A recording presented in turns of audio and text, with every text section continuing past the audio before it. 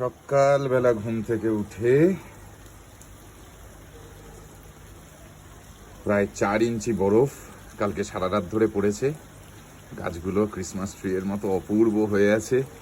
টিনের চালে বরফ, গাড়ির ওপর বরফ, রাস্তায় বরফ, মানে সে এক সাংঘাতিক সাংঘাতিক অবস্থা।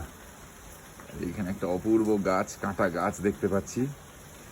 আহা হা হা হা হা হা, আহা হা হা হা, ঝুরঝুর ঝুরঝুর করে বরফ পড়তে পড়তে বড় বড়।